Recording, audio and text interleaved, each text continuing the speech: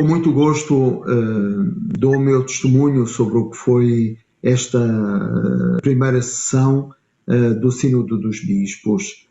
E queria dizer três coisas, fundamentalmente. A primeira é lembrar o vigor do próprio processo de preparação do Sínodo. O Sínodo não caiu de paraquedas, nasceu de facto de uma auscultação da Igreja numa multiplicidade de iniciativas, e aqui vê-se a criatividade e o entusiasmo de tantos grupos cristãos nos cinco continentes, as diversas assembleias de comunidade, assembleias paroquiais, de movimento, depois as assembleias diocesanas, assembleias nacionais, continentais, e depois a assembleia plenária do Sínodo Universal, dão conta, de facto, do envolvimento de todos. É como uma espécie de arte do abraço, onde todos se sentiram sujeitos e protagonistas, e isso é muito importante. E é muito importante porque isso que se experimentou no processo preparatório foi integrado, por vontade do Papa Francisco, no próprio Sínodo dos Bispos, que era uma sessão ordinária do Sínodo dos Bispos, como o Papa Francisco tantas vezes sublinhou, mas ao mesmo tempo havia uma ampla representação também das comunidades, dos leigos, dos religiosos, dos padres, uma presença ecuménica muito forte, e isso traduziu bem como a marcha, o processo de preparação não foi deixado para trás, mas o próprio Sínodo o integrou. E para mim uma imagem muito feliz desta integração foi a própria, chamamos cenografia ou coreografia que se encontrou para fazer a reunião sinodal, dispondo os vários círculos. É uma espécie de grande desenho feito de muitos círculos. Havia a presidência, onde estava o Papa Francisco, e a sua capacidade de escutar, de animar e inspirar a Igreja, mas de facto esta multiplicidade de centros representam bem o que é a polifonia do corpo eclesial. Para mim foi o primeiro sínodo que participei como bispo, e foi muito importante a experiência da escuta mútua. Um dos aspectos inovadores que se introduziu nesta sessão do sínodo foi o método. E o método, sem dúvida, é muito importante para ajudar-nos a fazer estrada, a caminhar uns com os outros. E este método da conversação espiritual é muito interessante, porque também ele é uma espécie de elo que nos envolve e que nos ajuda neste processo. Não sei, para quem não está familiarizado com o método da conversação espiritual usado no sínodo, já em vários momentos preparatórios, mas depois na Assembleia Universal, há um grupo onde havia bispos, onde havia leigos, onde havia homens e mulheres, onde estava a presença de um mediador ou um facilitador, que não era apenas para passar a palavra, mas ajudava também a criar um ambiente de oração. Havia uma primeira ronda, onde cada membro que estava à volta da mesa tinha 3-4 minutos para uma primeira apresentação do tema, segundo aquilo que cada um tinha preparado. No final desta ronda, fazia-se um tempo de oração.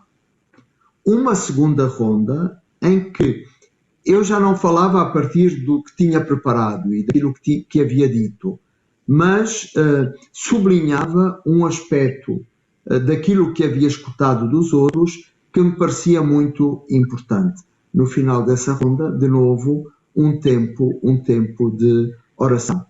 Depois, numa terceira ronda, procuravam-se as consonâncias, aquilo que eram os elementos de enfoque que tinha reunido uma espécie de consenso entre todos, com aprofundamentos diversos, naturalmente. No final dessa terceira ronda, uma oração. E depois passava-se à escrita de um texto. E quando se escrevia o texto, isto era muito, para mim era um elemento muito importante, escrevia-se as consonâncias que existiam entre o grupo em relação a determinado tópico, determinada questão, mas depois também os pontos de vista diferentes. E, de facto, no final de uma sessão em torno a um tema,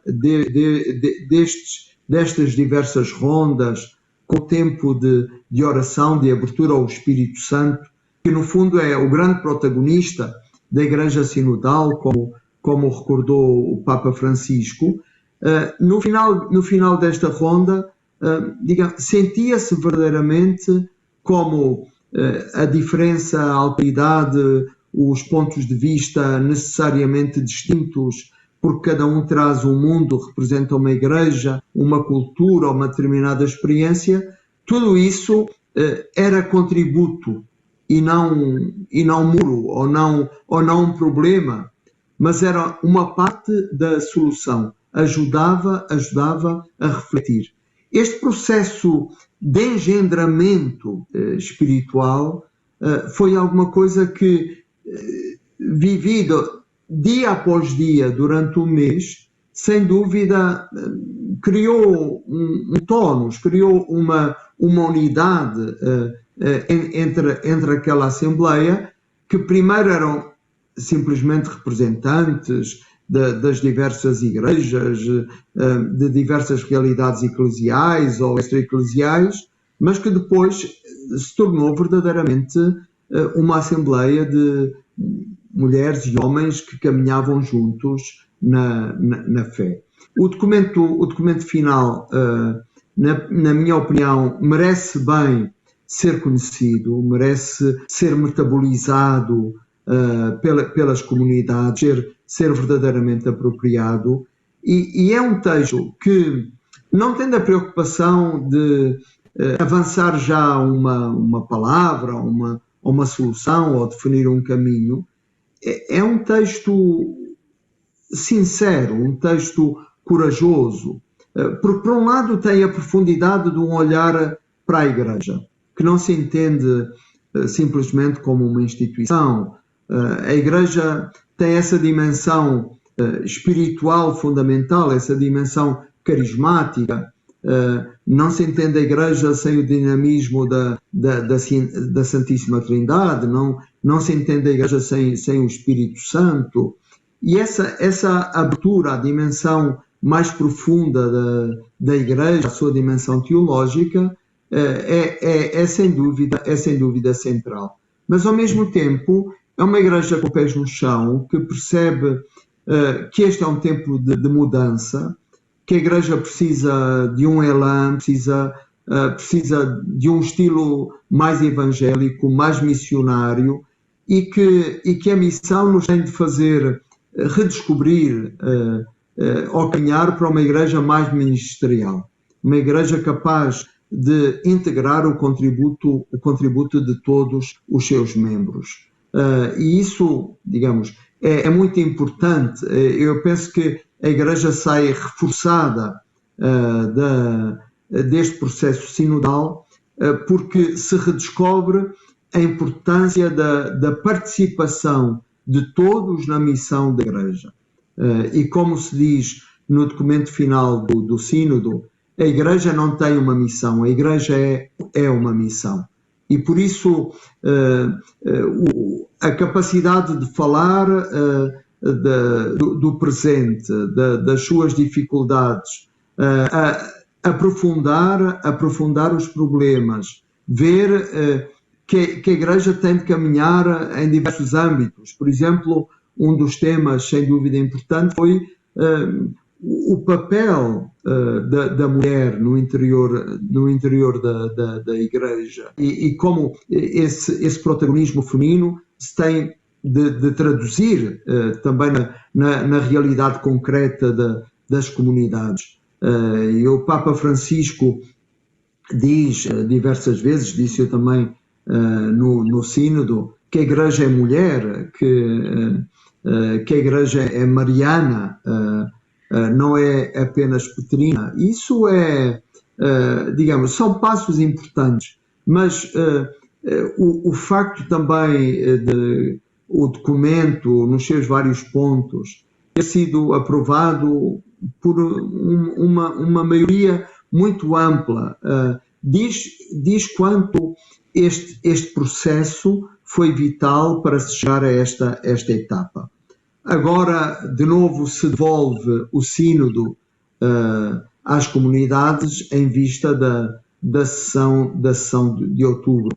E é muito importante esta descoberta que a Igreja está a fazer, de que ela tem um caráter sinodal, que nós precisamos de nos escutar uns aos outros, precisamos de dar as mãos, precisamos de construir comunidades mais vivas, fazer um exercício real de corresponsabilidade, pôr esta dimensão sinodal na Igreja verdadeiramente ativa, verdadeiramente a funcionar.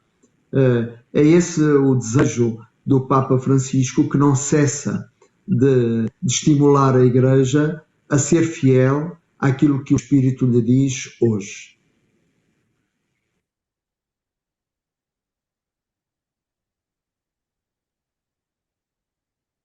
Muito bem, fica o agradecimento público ao Cardeal Clementino Mendonça por esta partilha que aceitou fazer connosco.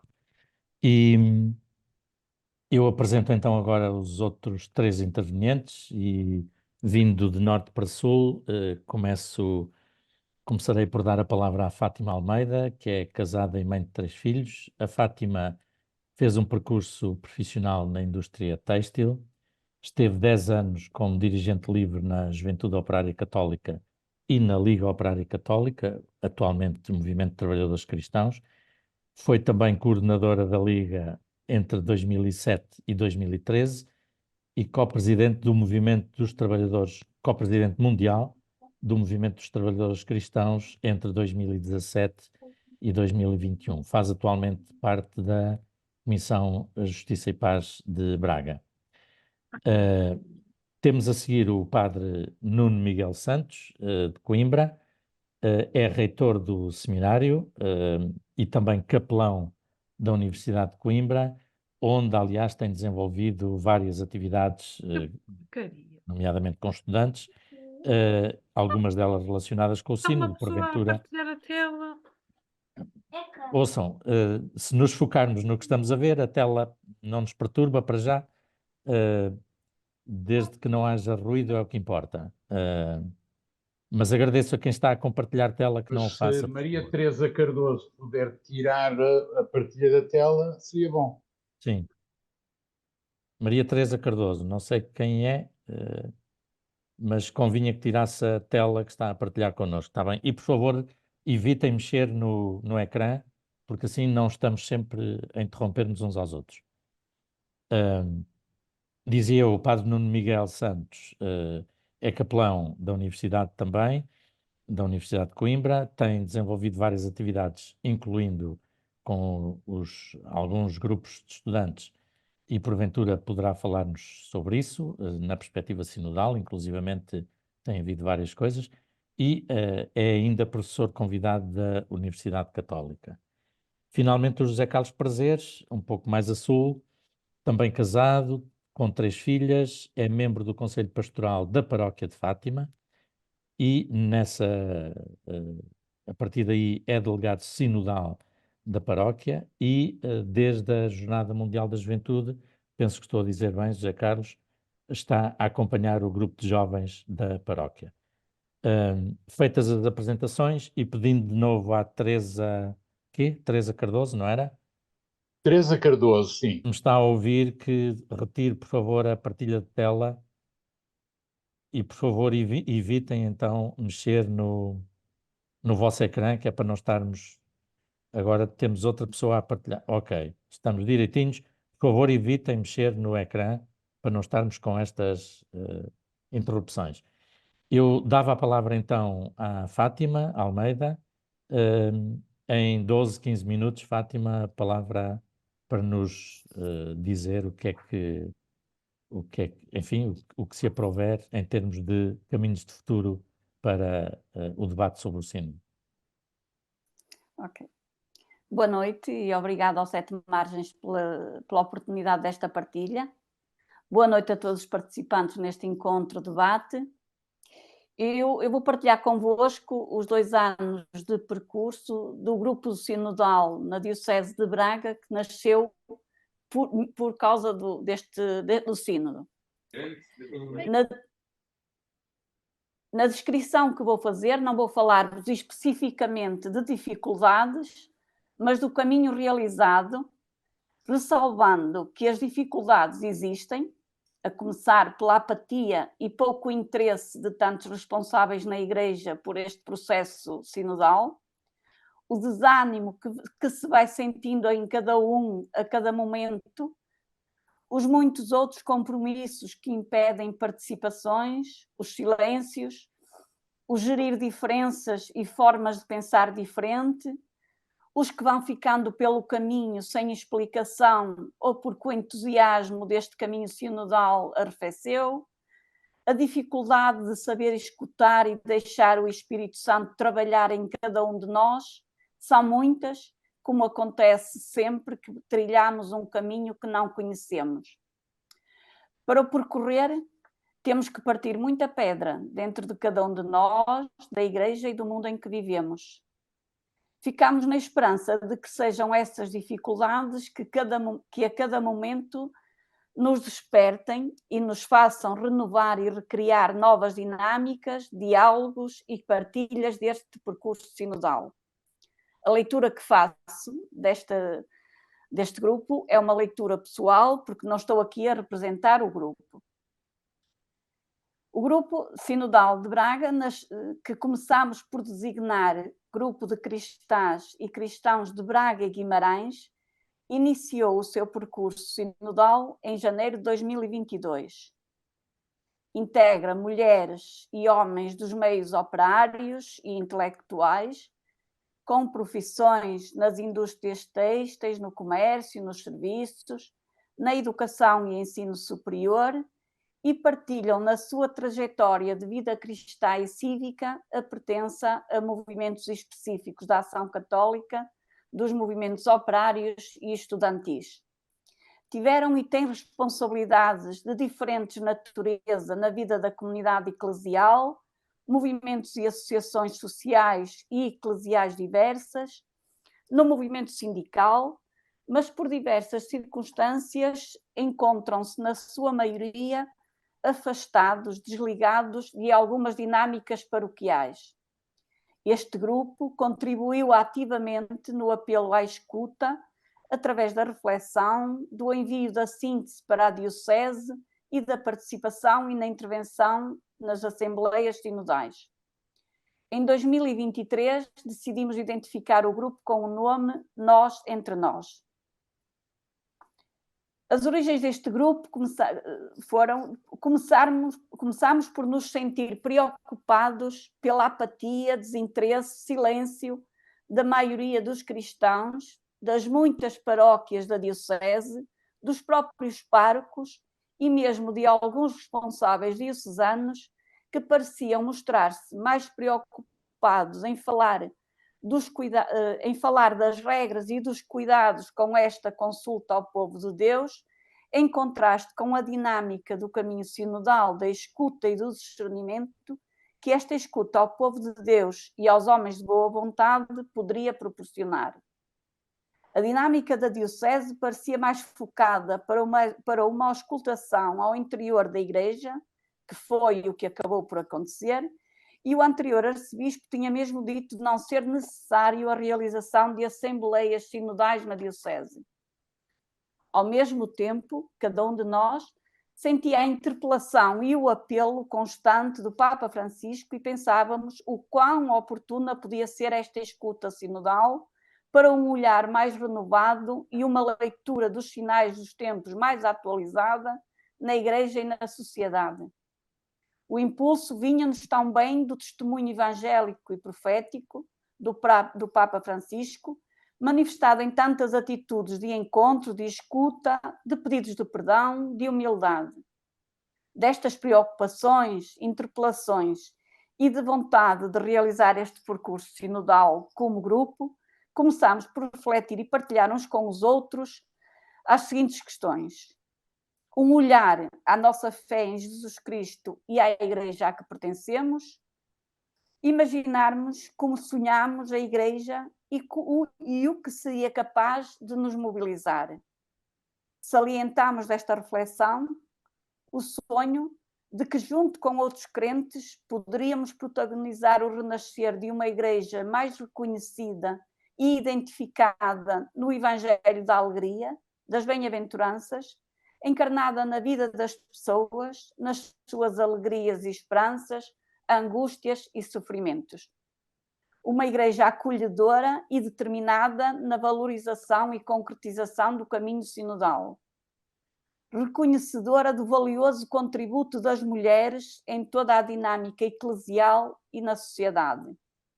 Uma Igreja sem clericalismo, sem abusos de poder, transparente nas decisões e na gestão dos recursos económicos e financeiros, aberta à escuta, que aceita rever e atualizar a linguagem, a forma de comunicar destes novos tempos, mais dialogante e atenta ao espírito e aos sinais dos tempos. Uma Igreja de comunidades e paróquias pautadas pela cultura do encontro, do acolhimento e da escuta de todos,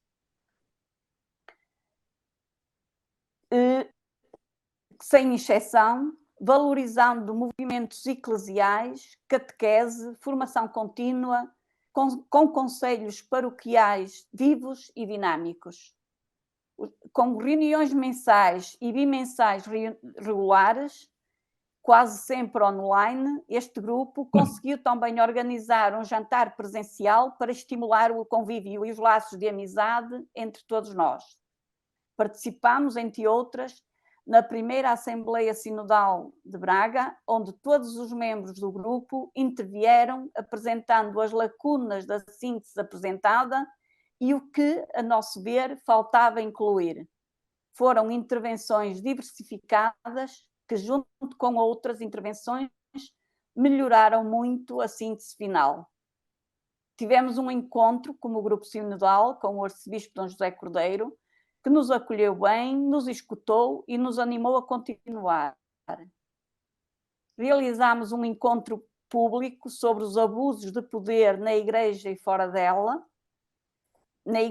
Foi realizado na Igreja dos Congregados, tendo como intervenientes Ana Nunes Almeida, que tinha integrado a Comissão Independente para o Estudo dos Abusos Sexuais na Igreja, Liliana Rodrigues, investigadora e ativista feminista, e Teresa Toldi, teóloga, que faz parte deste grupo sinodal. Este encontro público, apesar de alguns contratempos, foi considerado positivo pelas intervenções e pelo diálogo que se seguiu. O agora e o futuro deste grupo. Temos um plano com algumas ideias do que pretendemos deste grupo e do que nos propomos fazer. Pretendemos, entre outras coisas, continuar a fazer este caminho sinodal, congregar outras pessoas, ser ponte entre os que estão nas margens ou fora dela e os que estão na Igreja, a fazer parte da Igreja em saída, a acolher, dialogar e acompanhar todas as pessoas dentro e fora da Igreja. Propomos-nos, entre outras coisas, trabalhar para e com as fronteiras, dar visibilidade a quem está nas fronteiras, a dialogar com os setores não cristãos, a dialogar com outras realidades, a procurar caminhos de inclusão, a realizar atividades públicas e criar espaços de conversas, de silêncio, de música, de poesia, de oração.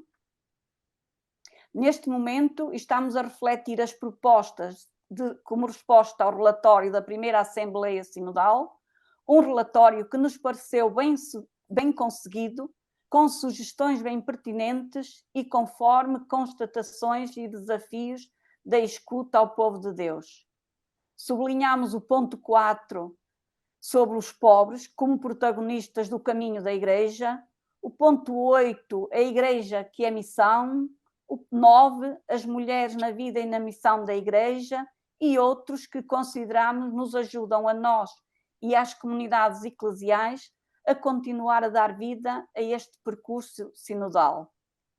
Algumas questões que teremos que ter em conta no grupo e que estamos a pensar nelas: como melhorar os caminhos da escuta daqueles e daquelas que continuam sem ter voz na Igreja, dos que são vítimas de abusos de poder, dos que têm medo de denunciar, dos que se sentem marginalizados e estigmatizados dentro da Igreja, como escutar as margens dos meios sociais, políticos e ambientais destes tempos, como escutar o mundo do trabalho e os seus protagonistas no trabalho, seja indiferenciado, seja qualificado, como escutar os imigrantes e os refugiados.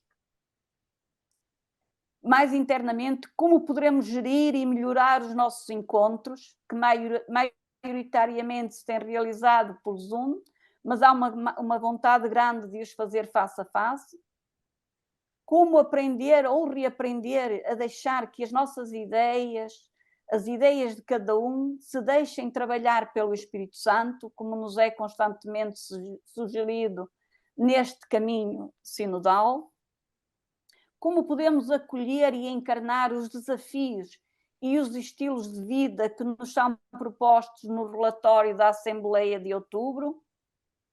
Termino com uma frase do poema Guardador de Rebanhos, de Alberto Caeiro. Pensar incomoda como andar à chuva, quando o vento cresce e parece que chove mais. Pensar incomoda-nos, mas desinstala-nos. Pensar é preciso, escutar é preciso, e é essencial em cada tempo e em cada momento. Pensar e agir são precisos e essenciais para prosseguirmos em Igreja Sinodal. Muito obrigada. Terminei. Obrigado também, Fátima, e ainda por cima com o esforço redobrado de ter escrito um texto de princípio ao fim. Há aqui já algumas ideias constantes das duas intervenções, mas porventura no final poderemos olhar para essas constâncias também. Passo então agora a palavra imediatamente ao Padre Nuno Miguel Santos, de Coimbra. Bem-vindo, Padre Nuno, obrigado. A palavra é sua. Então, boa noite a todos. Penso que me estão a escutar. Eu não tenho assim um texto escrito, isso pode ser uma vantagem ou uma desvantagem, mas é o que é. Eu começava por dizer 2 ou 3 notas e depois deixar aqui alguns indicadores, talvez depois as perguntas façam mais sentido e seja o diálogo mais interessante também aqui do que propriamente estar muito a falar. Primeira coisa é que pensar numa tensão sempre na Igreja, em tudo o que é a nossa vida, entre o caminho percorrido e o caminho por percorrer. O caminho já alcançado também a níveis da sinodalidade na história da Igreja e o caminho por alcançar a este nível também da sinodalidade. E isso também está dentro de nós. Também nós temos contratempos dentro de nós. O que nós já é caminho feito e caminho por fazer a nível desta atitude profunda que é a sinodalidade, que já está bastante dito. Não sei se depois basta isso. Depois a segunda nota prévia é que a mudança de mentalidade é muito lenta, é muito difícil mudar a mentalidade. É impressionante, eu estava em Roma quando foi eleito o Papa Francisco e apanhei ainda o percurso do Papa Bento XVI, e este Papa tem, para além de todas as graças, tem um ritmo e uma capacidade profunda de mudar mentalidades. É muito corajoso. E só com coragem é que se fazem mudanças. A palavra coragem significa agir com o coração, cordis, coração, água, outros saberão melhor que eu, mas em todo o caso é preciso uma coragem destemida e até com alguma inconsciência prática, de correr riscos para os quais não se avalia tudo. Portanto, só essa coragem permitiu passos que foram dados pelo Papa Francisco, para dar um exemplo concreto, que, claro, é inspirado pelo Espírito Santo, só esse é que pode dar a força primeira e principal. Mas quando falamos em mudanças de mentalidades, e não vou agora fazer essa mudança de mentalidade numa cidade que se sentia bem o peso, o negativo, o peso que era ser igreja no final do pontificado de Bento XVI, o ar respirava-se mal, estudava-se com dificuldade nas universidades, havia coisas que eu pensava que não existiam em lado nenhum, já que os professores eram gravados e as aulas eram enviadas para serem corrigidas, comentadas em contextos que me pareciam completamente fora dos cenários e do meu cenário. E o Papa Francisco rapidamente conseguiu mudar mentalidades. Mas uma mentalidade pública é diferente de mudar a mentalidade por dentro da estrutura da Igreja, porque ela também tem o seu ritmo. Isso também tem vantagens e desvantagens. Se rapidamente alguém conseguisse mudar tudo, alguma coisa não estaria bem na estrutura também. E nesta mudança de mentalidade estamos a falar de uma maneira de ser Igreja, onde leigos, mulheres, pessoas diferentes, excluídas, homossexuais, divorciados ou casados, apareçam não como notas de rodapé, mas como sujeitos que não precisam de ser referidos para serem acolhidos. Porque sempre que nós arranjamos uma gaveta para incluir, para denominar alguma destas coisas, já significa muito do que está por fazer. As pessoas são apenas e só pessoas e, como tal, todas devem ser recebidas, a cada um desafios diferentes, e aí sim podemos regressar a Bento XVI, que dizia a cada pessoa um caminho de salvação. E, portanto, esse é o paradigma do Evangelho de Cristo, e também na sinodalidade isso se determina bastante.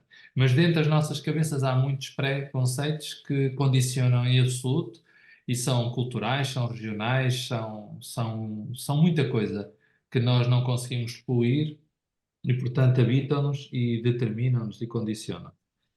Bom, eu ia dizer duas ou três coisas também têm a ver com a palavra, se calhar vou aqui perder tempo, mas a palavra sinodalidade, por exemplo, há 25 anos ou 26 anos, uma das revistas da minha diocese, isto para dar em concreto agora tudo da Diocese de Coimbra, que era a revista do ISET, tinha os seguintes tópicos, e eu nem devia ter dito já que foi há 25 anos, porque acho que vocês não iam descobrir.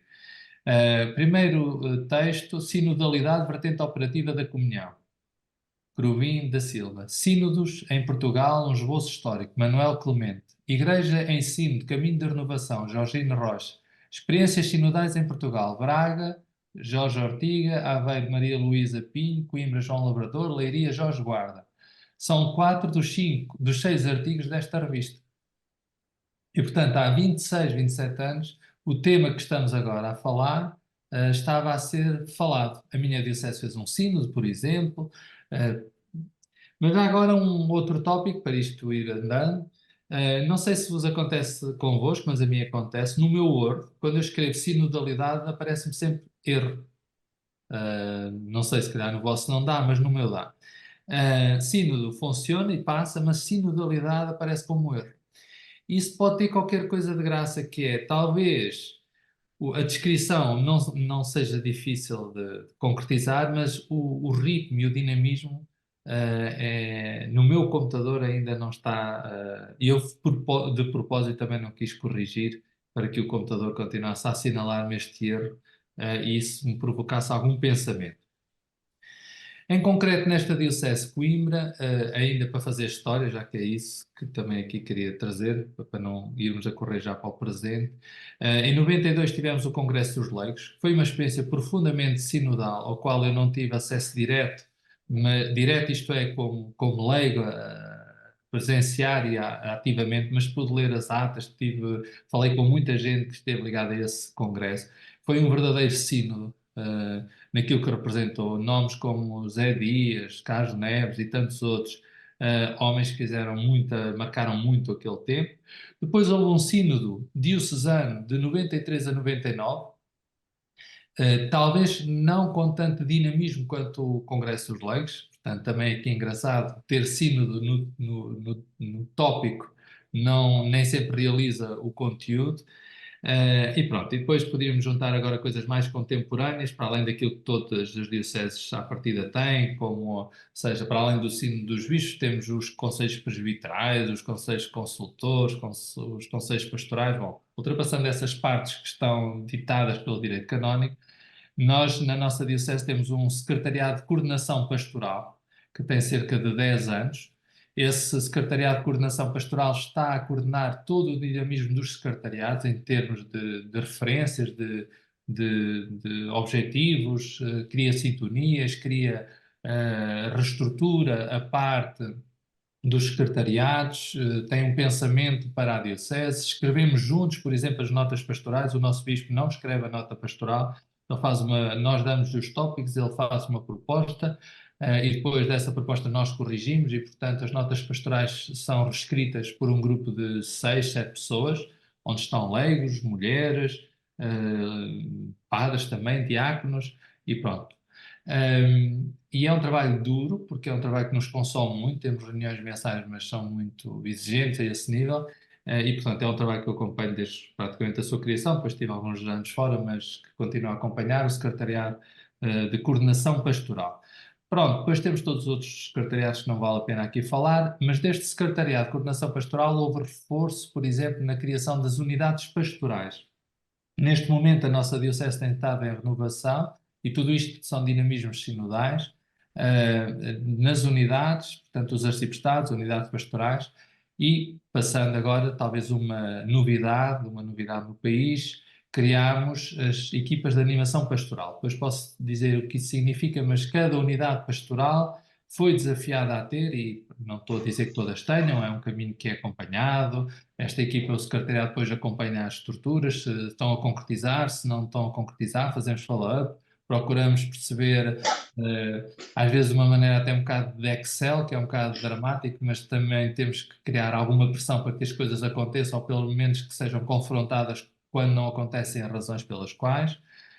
Pronto, mas temos as equipas de animação pastoral, que foi uma importação, uma experiência que veio de França, que depois foi amadurecida e aqui ajustada. Cada paróquia, cada unidade pastoral, pode ser muito mais do que uma paróquia, tem uma equipa de animação pastoral, que não é o Conselho Pastoral, depois tem aqui algumas especificidades. E este ano, decorrente daquilo que foi os dinamismos sinodais da Diocese, criou-se o Serviço Diocesano da Juventude. Tem meses, eu também tenho ligação a esse serviço como assistente.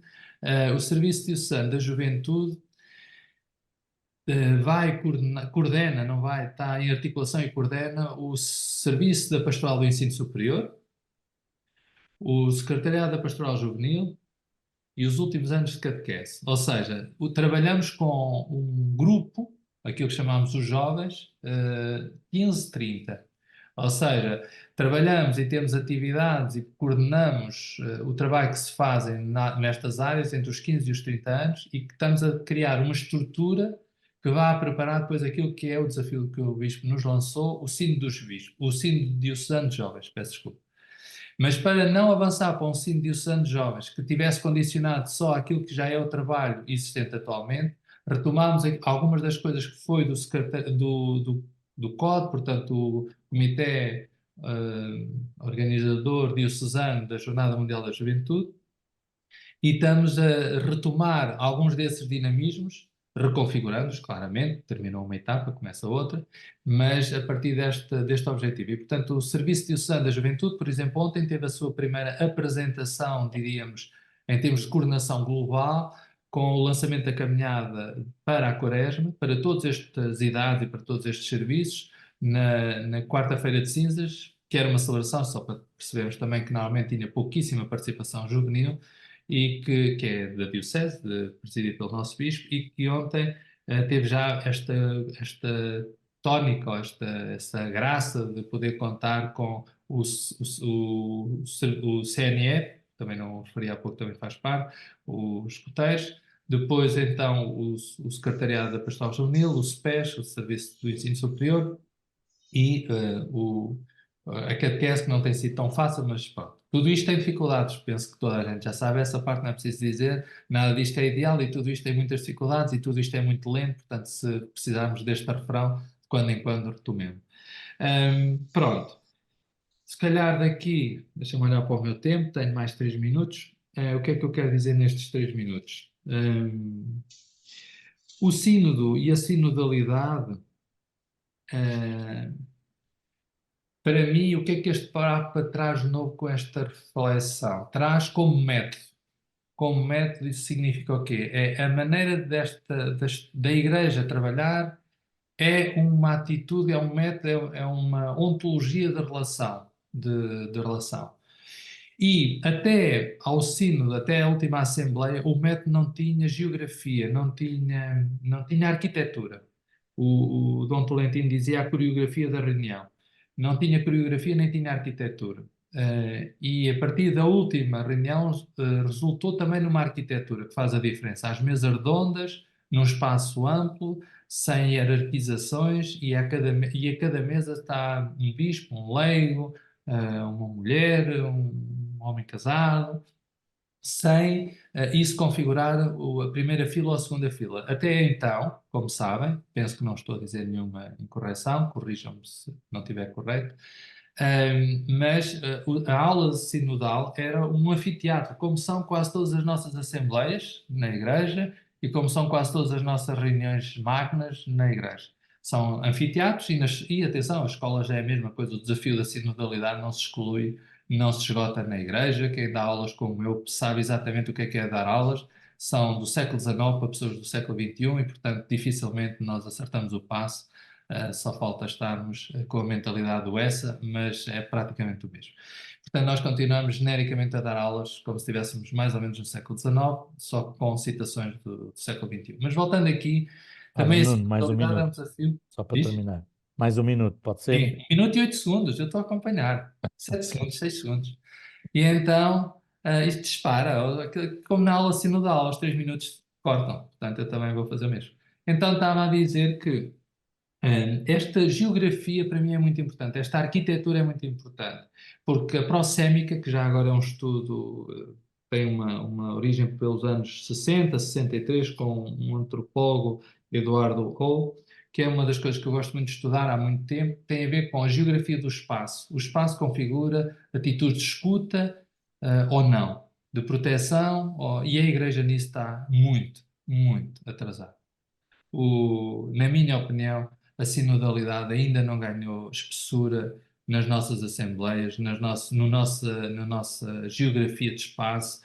E se o Cardeal Martini dizia que nós estávamos atrasados 200 anos, eu não consigo dizer melhor que isso. Nós continuamos em muitas coisas atrasados, muito atrasados. Não é atrasados com o mundo, é atrasados em relação ao Evangelho. E tinha 1 segundo que já não vou esgotar.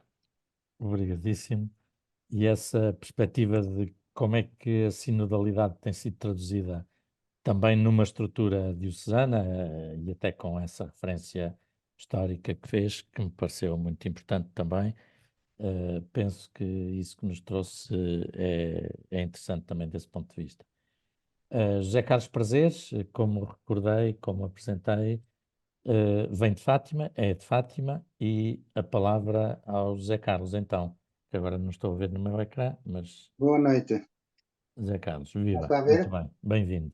Boa noite e desde já agradeço o convite ao Sete Margens, ao António, e boa noite a todos os presentes. Eu, como costumo dizer, não passo de um humilde leigo como tantos outros que estão se calhar aqui a ouvir e espalhados por esse mundo além. Sou membro do Conselho Pastoral e fui nomeado pelo Conselho Pastoral delegado sinodal. Confesso que a primeira coisa que eu fiz nesse dia, quando cheguei a casa, foi pesquisar o que é sínodo, o que é sinodalidade. Essa palavra sinodalidade, eu estava aqui a conferir e realmente no Word não aparece com um erro, nem no Word entra como palavra correta. Para isso ajudou-me também muito a formação que a Diocese pôs ao nosso dispor na altura. Criou uma formação para todos, convidou os delegados a participar, fiz questão de participar sempre. Além de formação, servia de espaço de debate, de partilha, de ideias, de sugestões e de informação que ia chegando a pouco e pouco. No início não tínhamos logo tudo. E pronto, e começámos aquela fase inicial nas paróquias, que tentei criar vários grupos de trabalho, de reflexão. É difícil, como a Dona Fátima disse no início, as pessoas não estavam... Por um lado não conheciam, não sabiam o que estava a passar, não conhecem o termo sinodalidade e não sabiam como é que podiam participar e a importância de participar. Mas consegui fazer vários grupos, um por localidade. Tentei também envolver os jovens, disponibilizei-me a visitar as escolas, fui visitar as turmas do 12º ano, a explicar o que era o sino, da sinodalidade, como é que funcionava a igreja neste aspecto, e etc. Sei que depois algumas delas, numa outra aula, fizeram também o seu contributo com o professor, fizeram uma aula de reflexão acerca de um dos temas, escolheram só um tema e fizeram o seu contributo online, enviaram para a Diocese. Esta fase aqui terminou com a apresentação do resumo diocesano na Diocese, mas antes disso houve um momento, para mim foi um ponto alto desta fase, que foi, fomos todos convidados, os delegados sinodais de todas as paróquias, a reunir-se um dia inteiro em grupos de trabalho na Diocese. Podíamos levar um convidado ou dois, e na mesma sala estávamos várias pessoas de diversas paróquias. Debatemos os temas, refletimos, e foi interessante. Acho que aqui é que eu vivi mesmo a sinodalidade, que estávamos todos iluminados pelo mesmo Espírito, pelo Espírito Santo, e ao mesmo tempo todos tínhamos as mesmas dúvidas às vezes, os mesmos problemas. É interessante como é que o problema de uma paróquia também se espalha, é quase igual nos outros lados. Lá às vezes havia umas divergências, mas estávamos todos com esta ideia que realmente estava a valer a pena e com vontade de fazer isto mais vezes. Tanto que surgiu até aqui a ideia de propor à Diocese, internamente nas dioceses e nas paróquias, voltar a fazer este processo mais vezes. Não digo anualmente, se calhar, mas pelo menos de 2 em 2 anos era interessante, que ajudava aqui a alimentar e a motivar as pessoas a participar. Portanto, aqui saiu depois o resumo diocesano. Depois disso, a nossa Diocese voltou a convocar-nos para um novo, diríamos, uma Assembleia Vicarial, pegou no resumo diocesano que saiu daí e escolheu 4 temas e voltou a lançar o desafio às paróquias para voltarem a debater esses 4 temas, que eram os que nos diziam mais respeito diretamente logo à nossa Diocese. Ou seja, esta fase já não tinha nada a ver com o sínodo em Roma, mas tinha já a ver com um caminho que já estávamos a fazer, reflexo daquilo que já tínhamos feito antes. E então, no final de 2022 e início de 2023, deram-se as assembleias vicariais, por vigararias, com a presença do bispo, debateram-se 4 temas, entre eles o acolhimento, o diaconado permanente, os ministérios laicais e os conselhos paroquiais e vicariais. Pronto, estes foram os 4 temas escolhidos que tiveram como base o resumo diocesano que seguiu para Roma. Também foi um momento muito interessante, porque a nível de vigararia já houve um outro debate e já foi mais um passo que se viu a dar seguimento a isto. Entretanto, isto para concluir na nossa Diocese, o plano para o próximo triênio já traz propostas com base nestes temas todos. O Sr. Bispo já tem um plano que foi publicado, onde já provoca aqui alguns objetivos e algumas dinâmicas sempre baseadas nestes pontos que foram falados no resumo diocesano e nas assembleias vicariais. Eu confesso que no final deste processo todo, que me envolveu mais diretamente, eu costumo dizer que eu sou o exemplo desta maravilhosa ideia do Papa Francisco, ideia de iluminação do Espírito Santo, com certeza, porque se até aqui eram os bispos que nos representavam, e bem também, pela primeira vez nós, os leigos, podemos participar e sentimos envolvidos. Isso também nos traz a responsabilidade. E é aqui que eu comecei a ver a maravilhosa ideia do Papa Francisco, que consegue fazer-nos entender, através deste processo todo, que a Igreja somos todos nós, todos.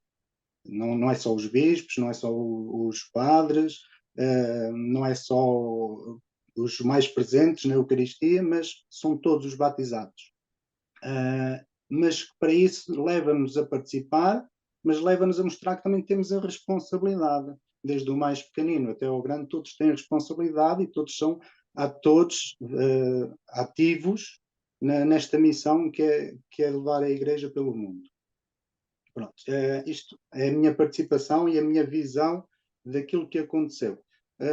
Pegando agora no relatório síntese que saiu desta primeira fase, agora em outubro, assim, eu vejo aqui muitos pontos. Eu acho que isto é uma coisa tão importante que eu acho que estão a alargar a demasiados pontos. Acho que devíamos concentrar primeiro em 2 ou 3, porque sem estes 2 ou 3 não é possível seguir para os outros, acho eu. Eu destacava aqui o ponto 8, que é a Igreja é a missão, onde acho que enquanto nós não entendermos que a Igreja somos todos nós mesmos, não é possível seguir para os outros todos. E a Igreja é mesmo isto, somos missionários para levar a Boa Nova, todos temos essa missão, o Espírito é que nos encarrega de uma forma diferente uns aos outros, cada um tem o seu carisma. Os consagrados têm a sua função, os leigos têm a sua função, mas só todos juntos é que conseguimos formar um só corpo. E aqui destacava também que, até estou aqui a retirar a frase da síntese, a família é a coluna suporte da comunidade cristã. Eu acho que a família pode ser a família, a igreja, mas a família de sangue é muito importante e é aquilo que suporta a fé. Devia-se dar aqui mais destaque à família, mas acima de tudo perceber que todos podemos participar. Esta é a parte que eu acho que está a ser mais difícil e concordo com o Sr. Padre Nuno Santos quando ele diz que as coisas têm o seu tempo e isto não se muda mentalidades de um dia para o outro. Há 2 pontos-chave. Primeiro, é preciso que o clero aceite e entenda que tem que colaborar mais, tem que ser mais aberto para os leigos. Mas os leigos também não vêm para tirar o lugar ao clero. Eu acho que tem que haver aqui um entendimento melhor, uma simbiose, uma aceitação e respeitar o lugar de cada um sem passar por cima de ninguém. Eu acho que é preciso que o clero entenda isso. Uma coisa que foi muito falada nos nossos encontros é que era necessário que o clero procurasse uma linguagem mais próxima, estar mais próximo das pessoas, as próprias homilias, utilizar uma linguagem mais vulgar, digo, com exemplos mais do dia a dia. Agora fala-se muito nas missas para os jovens. Eu acho que não tem que haver missas para os jovens, porque as missas para os jovens são missas para toda a gente, que toda a gente entende. E acho que devíamos pegar neste exemplo que foi agora as jornadas e dos jovens e transpô-lo para toda a Igreja, pelo menos a nível nacional, precisamos muito seguir essa linha. Portanto, destacava então aqui a Igreja é missão e o papel da mulher. Sim, o papel da mulher é importante. As mulheres têm sido fundamentais na nossa Igreja. Muitas vezes são desvalorizadas, infelizmente, mas eu acho que a maioria dos fiéis que participam ativamente na Igreja são mulheres. Portanto, acho que é importante dar-lhe lugar, dar-lhe mais visibilidade, mais atenção. Confesso que fala-se muito no diaconado feminino, mas eu acho que primeiro há que esclarecer bem o diaconado. Acho que o diaconado ainda não está bem esclarecido e bem imposto. Por exemplo, nós na nossa diocese não temos o diaconado, não temos um diácono permanente. É um dos passos que estamos agora a começar a dar. E depois, não sei, o que é que eu não tenho conhecimento bíblico sequer para dizer se podemos chegar um dia aí ou não, mas isso deixaria para quem tem mais está mais dentro dessa área e tem mais entendimento que eu. Mas eu acho que a mulher tem um papel muito importante na igreja e poderia ser mais valorizada, inclusivamente ouvir mais as suas opiniões, assim como todos os outros leigos, sem querer estar a especificar. E pronto, olha, acho que da minha parte para já, acho que eu posso contribuir. Muito bem. Obrigadíssimo, José Carlos.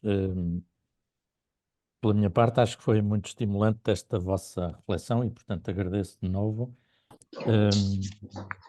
Eu fui tomando assim umas notas muito soltas, muito desgarradas, quase só de algumas palavras, e a partir delas estava agora a tentar apontar aqui algumas ideias que foram aparecendo quase como comuns ou constantes, pelo menos a duas das intervenções. Falou-se bastante do sínodo como uma dinâmica e um processo que está a ser vivido ainda. Falou-se muito da escuta, do acolhimento.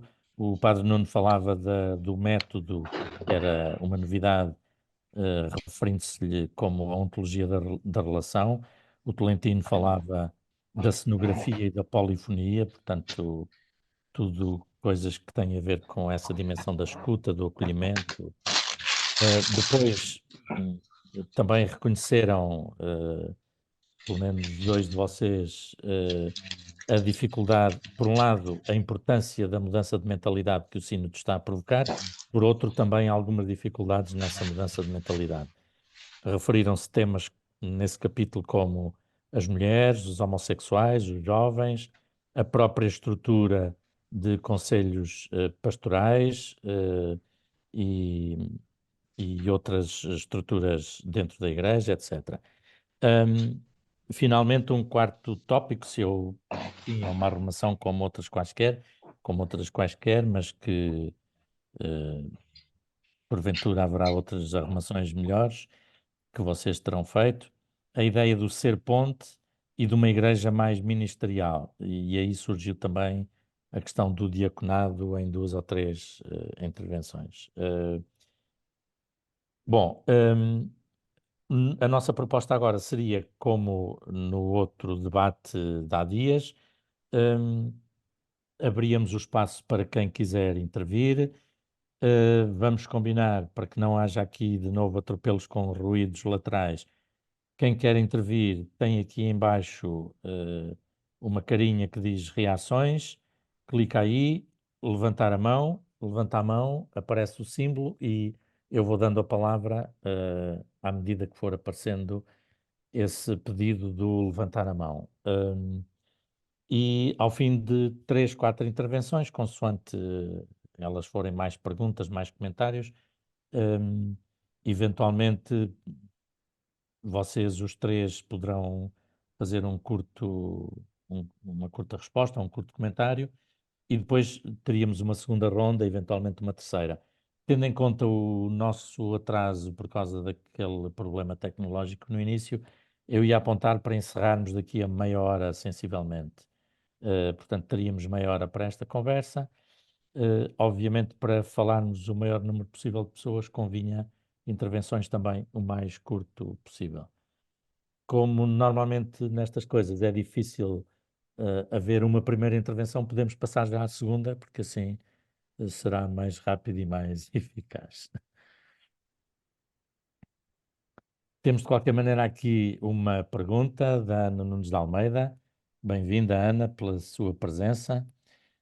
Quem não ouviu a entrevista da Ana Nunes de Almeida há dias aos Sete Margens na Antena 1 pode ouvir, que é muito interessante, um ano depois do relatório da Comissão Independente. Uma pergunta para o Padre Nuno, da Ana Nunes de Almeida. O acesso e acolhimento de todos na Igreja é excelente, mas ficamos pelas portas de entrada ou somos capazes de levar a sério essa participação a sério para dentro do edifício e introduzi-la em todos os níveis da hierarquia? Penso desde logo no caso das mulheres desta Igreja Mariana e cujo protagonismo foi reconhecido no Sínodo. Protagonismo em quê?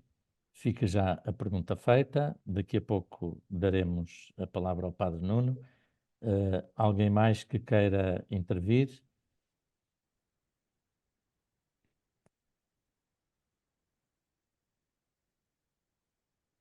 Propósito das mulheres, tenho aqui também uma mensagem lateral que me diz, é importante lembrar que as mulheres não têm um papel, porque todos nós temos um lugar que nos é dado pelo batismo.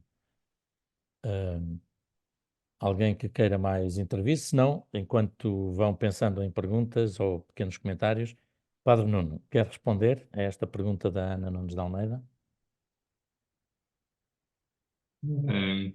Claro que sim, agradeço a pergunta.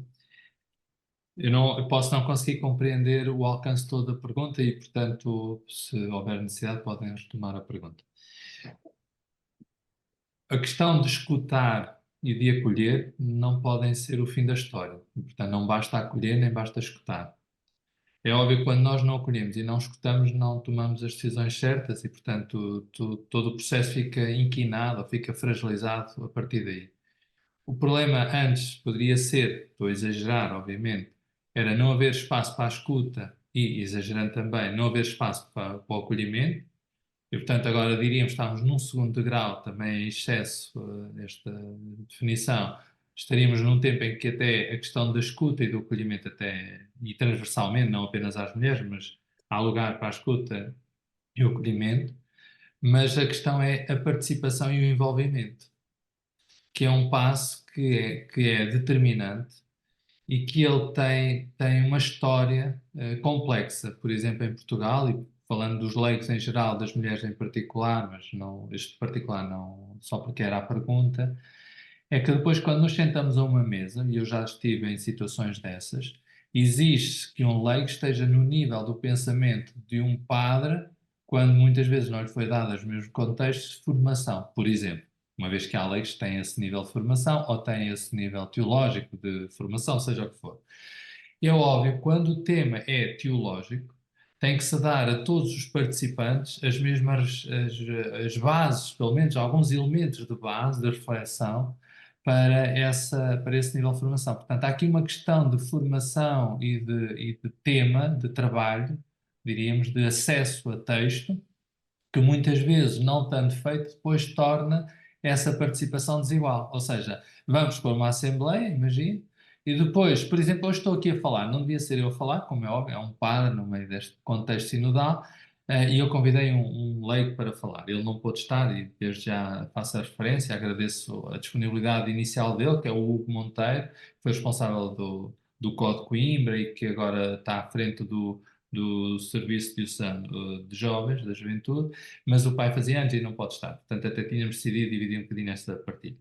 Mas a questão é como participar, como estarmos em níveis de participação em que a riqueza, sobretudo em mundos teológicos ou pastorais, possam estar partilhados. O mesmo acontece, por exemplo, com padres com formação específica ou não naquela área, basta só esse aspecto. Onde é que nós poderemos equilibrar isso? É que há áreas em que os leigos estão muito preparados e que os padres não têm preparação rigorosamente nenhuma. Isso, portanto, é muito divertido também lidar com esses momentos em que os padres dizem coisas que não existem em lado nenhum, a não ser nas suas cabeças, mas não têm relação nenhuma com a realidade.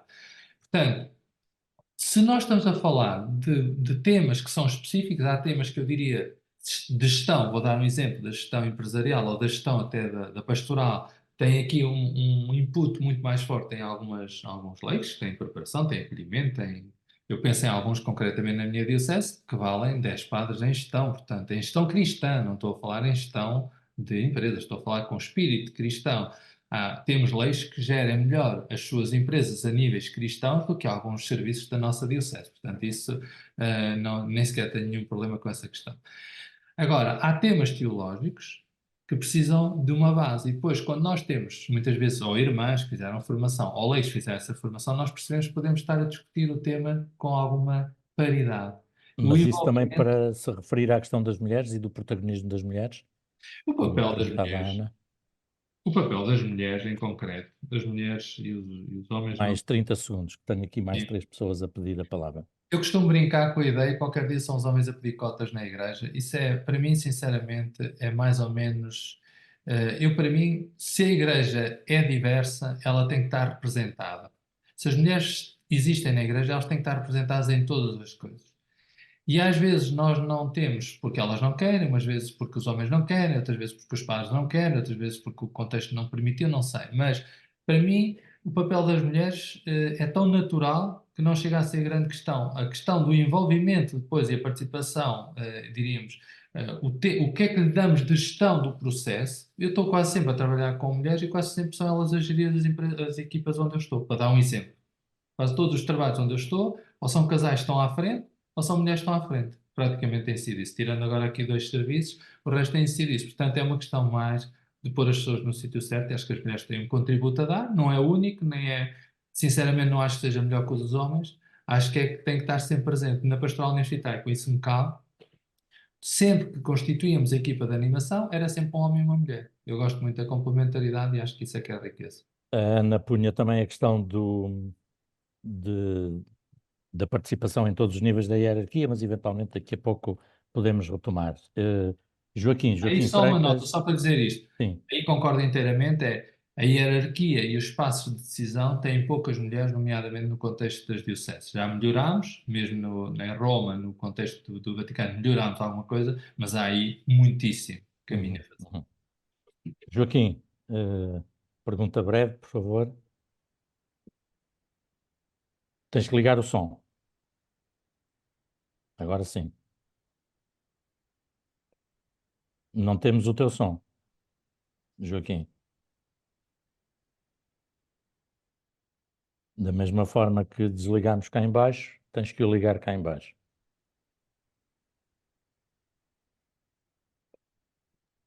Ele está com um problema no computador dele. Então, se calhar dou a palavra à Rita Assunção. Joaquim, se entretanto resolveres, entras a seguir. Rita, bem-vinda. Boa noite, obrigada. Boa noite a todos. Eu estava aqui a ver as imagens que aparecem nos ecrãs e temos gente que não tem a câmera ligada, eu própria até este momento não tinha. E há uma questão que me levanta, eu tenho 50 anos, há uma questão que me levanta que é este processo sinodal, e gostava que os intervenientes que falaram anteriormente se pronunciassem com isto, não é contra isto, é com isto. Os jovens não estão a aparecer no processo sinodal. A igreja não é, a igreja do futuro não é para estas caras que aqui estão.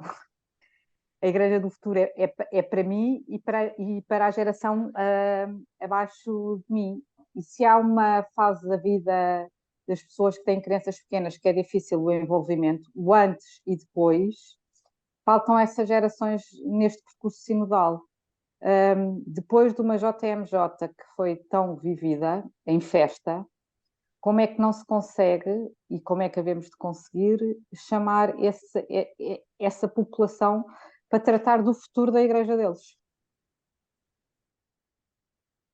Muito bem, muito obrigado. Não sei, Joaquim, se esse problema já está resolvido e se consegues dizer agora. Parece que não. Há aqui uma outra pergunta do João Chantre como é que se diz, no chat, na conversa escrita. Pergunta se consideram que este dinamismo do Sínodo terá sido prejudicado no contexto português pela crise provocada pelos abusos na Igreja. Entretanto, o António Caseiro Marques pediu também a palavra. António, força. Boa noite a todos. Apenas para concordar com a questão que a Rita colocou, e aliás eu tenho estado a dar aqui uma vista de olhos enfim, nos rostos das pessoas que estão a participar neste painel, e por aqui vemos bem qual é, digamos assim, a imagem da Igreja neste momento. E nós próprios aqui no grupo, que já estamos agora na segunda fase da caminhada sinodal, já realizámos 2 reuniões, nós apercebemos exatamente a dificuldade que temos em trazer ao menos os jovens que participaram nas jornadas da juventude. Não temos um único, não conseguimos trazer um único. E eu questiono, como já questionei anteriormente, e o António sabe disso, o que é que resta, o que é que ficou das jornadas.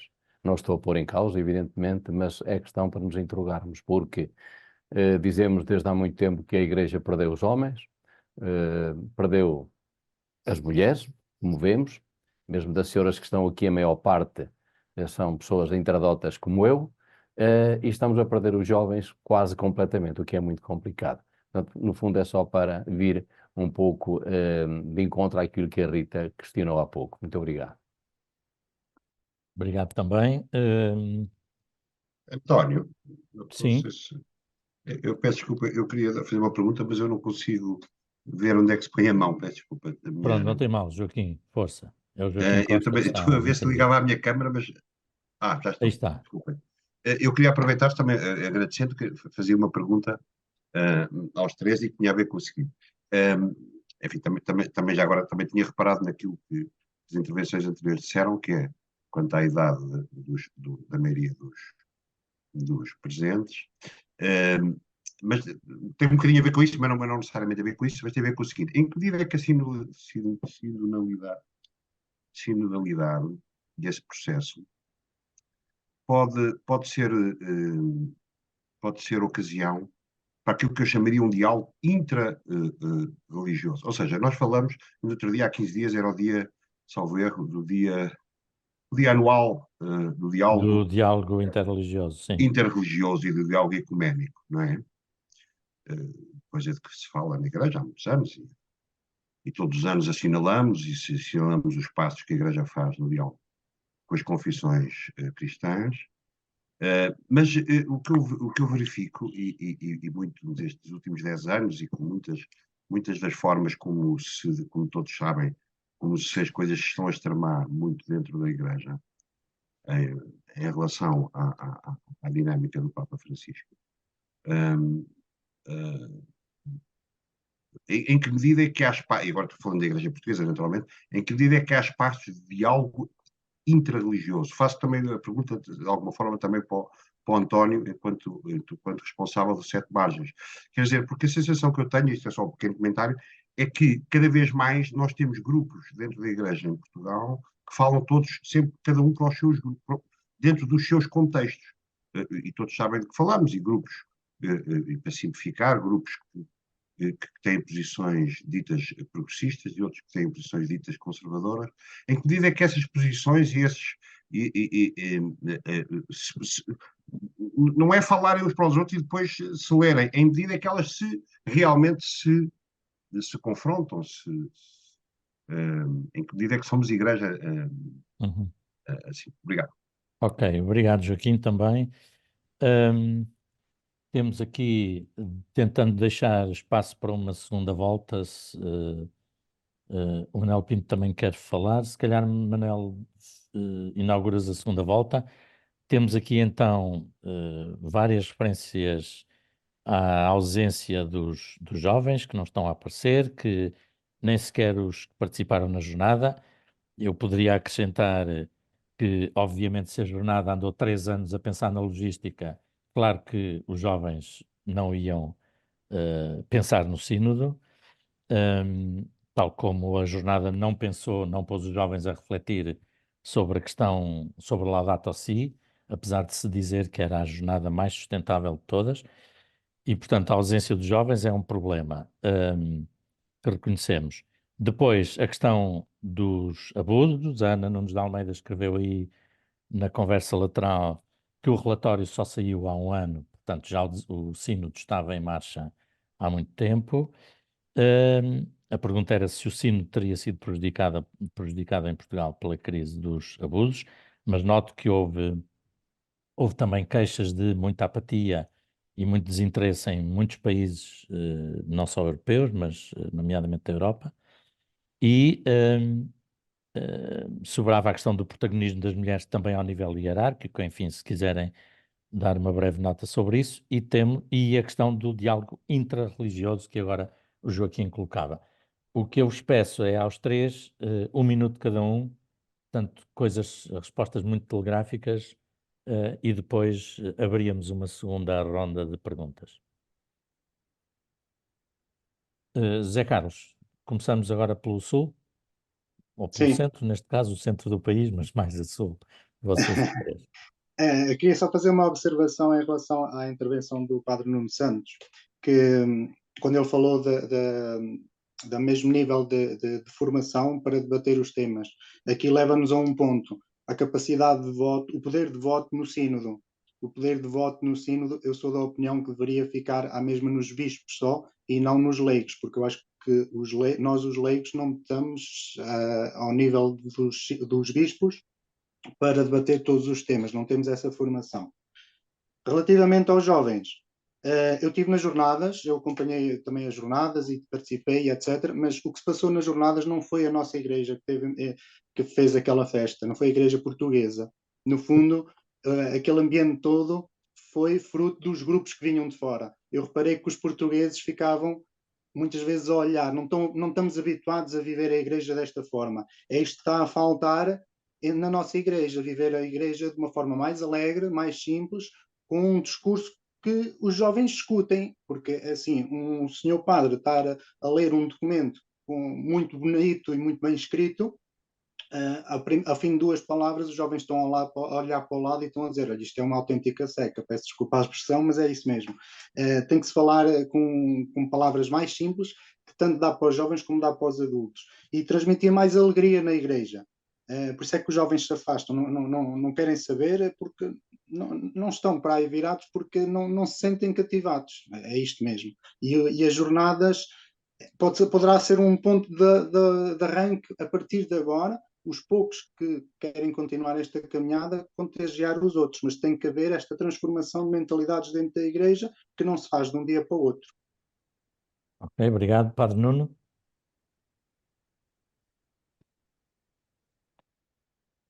Peço desculpa, agora já estou em som. Sim. Só reiterar a questão da ausência ou não dos jovens, aqui ou noutro lugar.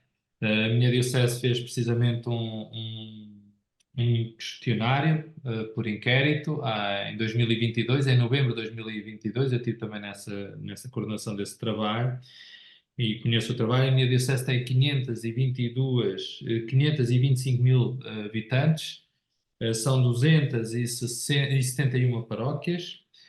Responderam 36.117 pessoas, e isto foi, nós lemos foram 80 voluntários a ler este trabalho, a inserir isto em UPSS, em trabalho depois já profissional. Para dizer o quê? Desse inquérito, ou desse questionário, o número, a nossa Diocese de Coimbra, portanto estou a falar da minha realidade, tem um número assustador, que é os jovens entre os 20 e os 29 anos são 2,7.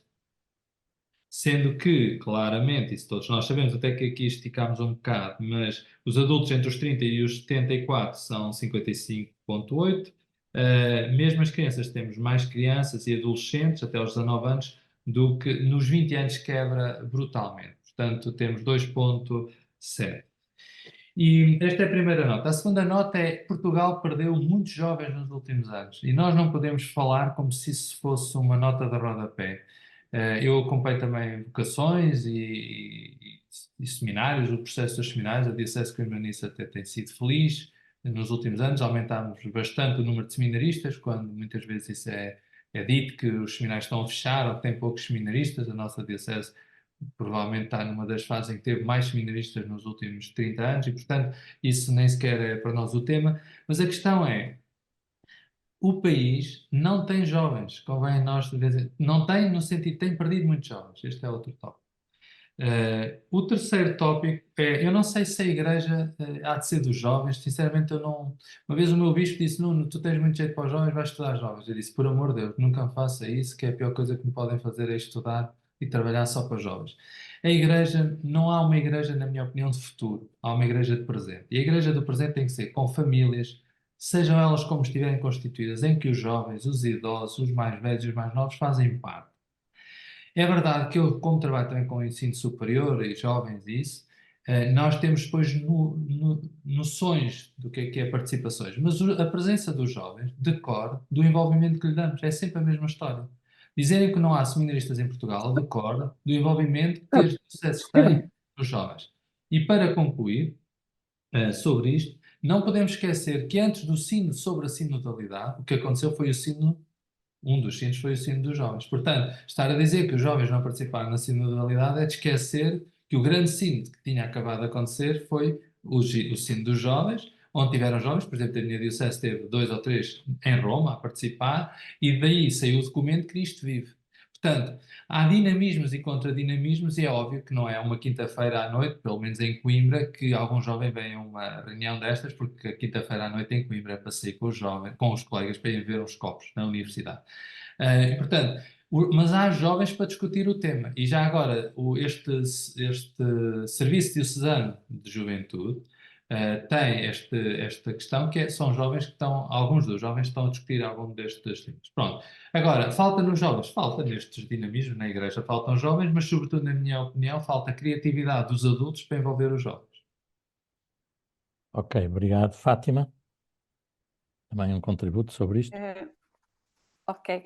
Em relação, o nosso grupo integra jovens, em menor representação, mas tem jovens, tem gente jovem. Portanto, a nossa reflexão foi feita com de adultos e menos adultos.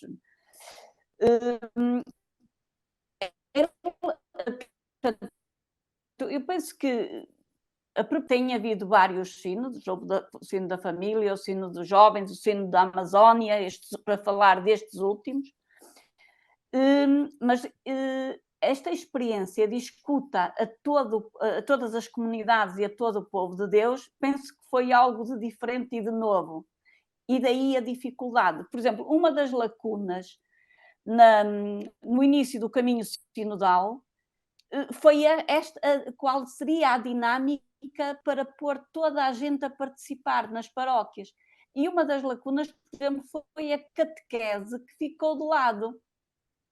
Pelo menos aqui na Diocese, percebi-me que não houve uma dinâmica de pôr, por exemplo, os grupos de crianças e adolescentes das catequeses a entrar neste caminho sinodal. Claro, isto tem consequências.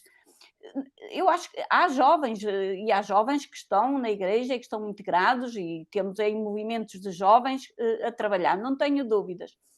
Que há hoje uma diferença também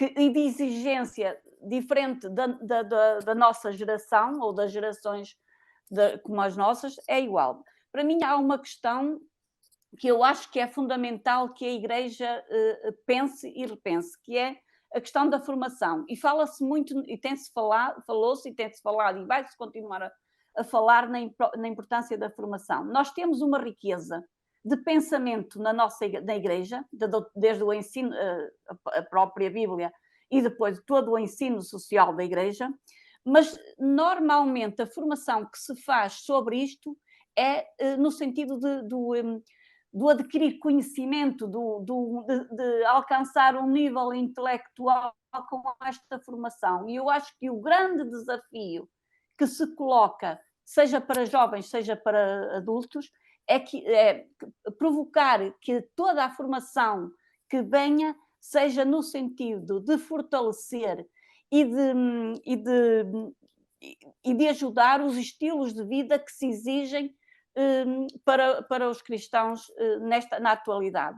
Portanto, temos que provocar uma formação que dê convicções, que alimente os estilos de vida que nós temos que protagonizar hoje e nos próximos tempos, para sermos realmente os testemunhos da evangelização, evangelizar pelo testemunho. Eu acho que isso é que é um grande desafio, repensar a forma como se dá a formação e que responda àquilo que o Padre Nuno há bocado falava, da disparidade que é estarmos às vezes em reuniões, por exemplo, eu tive dificuldades ao longo da minha vida em estar em algumas reuniões em que a discussão entrasse nesse sentido do mais intelectual ou do mais... portanto, pela pouca formação académica que tenho. Mas a preocupação de formação foi uma constante na minha vida, e por isso eu hoje conheço os documentos, conheço alguma coisa, se calhar não muito, mas conheço alguma coisa do ensino social da Igreja, dos Evangelhos, que me ajudam nas convicções e na forma como assumo a vida do dia a dia. Muito bem, obrigado, António, Fátima.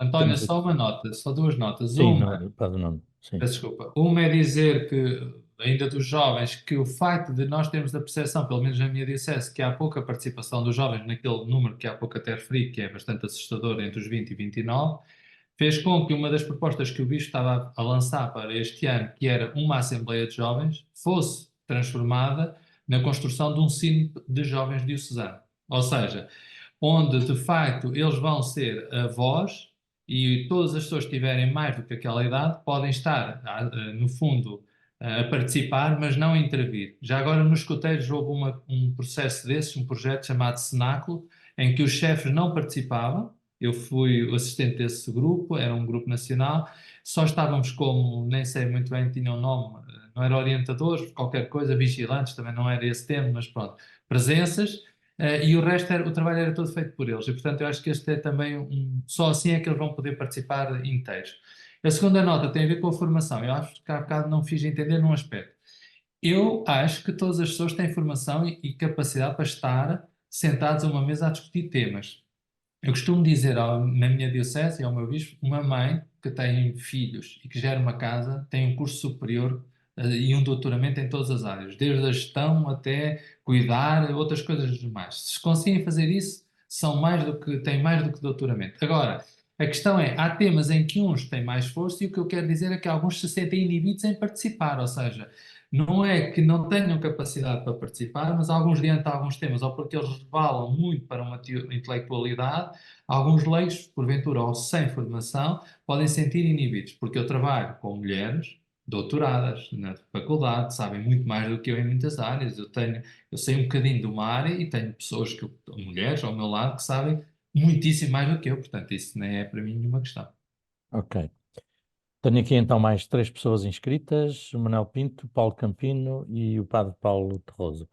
Manuel, queres avançar? Olá, boa noite. Eu gostava de fazer uma ligação com o que foi o debate anterior com a teóloga Cristina Hinogés, sobretudo para pegar nesta questão que eu entendi que era uma questão importante que ela deixou, é que nós não temos que estar à espera do que vai ser decidido pelo Sínodo dos Bispos para avançar com a sinodalidade. Pelo contrário, eu creio que a sinodalidade se define justamente por criarmos dinâmicas, caminhos, não é?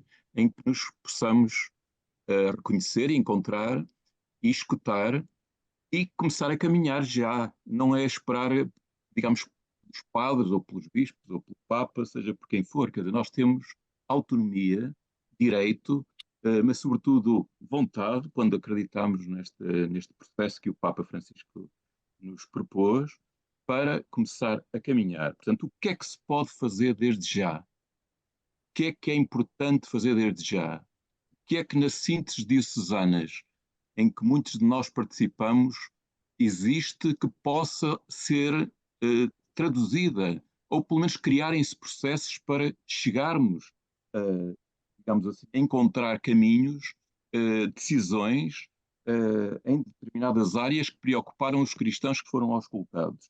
E ouvir mais cristãos e até não cristãos. Portanto, para mim, o grande desafio é este. E gostava de dar um exemplo, pegando até no que dizia a Fátima há bocadinho, e pareceu-me também a Ana Nunes de Almeida, que é à volta das crianças. Reparem, em Itália houve um padre que lançou um processo sinodal com crianças, um movimento sinodal com crianças. Em Portugal nós temos vivido, como noutros países, este escândalo de abusos sexuais na Igreja, que coloca no centro as crianças, que curiosamente são chamadas menores. São chamadas menores porque nós estamos a utilizar categorias que não personificam estes sujeitos que têm voz e que devem ter voz, E parecia-me que esta podia ser uma grande oportunidade de nós não nos pormos, enquanto Igreja, na defensiva face às críticas justificadas de resto, mas fazer, digamos assim, uma contraofensiva pela via da fé, que é escutar mais as crianças, pôr-nos numa atitude de criar espaços de escuta das crianças. Elas são capazes, nas matérias que lhes dizem respeito, como aliás a própria Convenção dos Direitos da Criança requer, elas são capazes de manifestar-se sobre aquilo que lhes importa e que gostariam de ter e de fazer, e de serem mais protagonistas do que serem objetos do nosso caminho. Portanto, eu achava que esse podia ser um terreno onde já há até experiências de catequese interessantes, que têm essa preocupação, porque não olhar para o sínodo a partir das crianças. Manel, mais 30 segundos. A Comissão Independente, no seu relatório, um dos grandes desafios que nos deixou foi precisamente que a Igreja pudesse fazer um processo à volta desta matéria, digamos assim, de olhar para as crianças, não pelo seu papel de fiéis pequeninos, menores, não pelo papel de catequizandos, mas pelo papel de pessoas que estão num caminho também de descoberta da fé e da vida, e portanto caminharmos a partir daí. Uhum. Obrigado. Paulo Campino. Eu peço desculpa, que não é propriamente uma pergunta, é apenas uma interpelação e uma partilha. Se for inoportuno, mande-me calar, que não há problemas. Não há Uma é para inoportuno. dizer que às vezes nós podemos correr o risco de, pelo não conhecimento, achar que não se faz. Eu queria só partilhar com todos que a campanha de advento da Diocese de Santarém do ano passado foi exatamente um sínodo para as crianças. Portanto, nós preparámos um conjunto de perguntas e o que a catequese na nossa Diocese fez foi exatamente trabalhar as questões do sínodo, ouvindo as crianças, e isso depois integrou o relatório da nossa Diocese. Portanto, há muitas experiências que às vezes nós não conhecemos e podemos correr o risco até de sentirmos que não fazemos, mas uns faremos umas coisas num lado, outras faremos do outro, e é daqui que vem a riqueza da Igreja.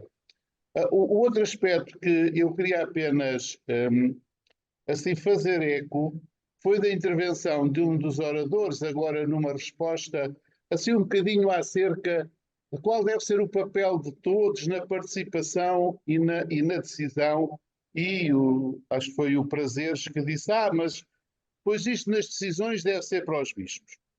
Eu acho que a questão do sino não é uma questão de decisão ou de não decisão, é uma questão de caminhada. E, portanto, sendo uma questão de caminhada, não é uma coisa para se tratar de quem é que há de aprovar depois um documento final com determinadas orientações, mas é uma metodologia de Igreja que tem que mudar. E nesta metodologia de Igreja, deste processo de Igreja que tem que mudar, a decisão há de ser uma consequência da caminhada.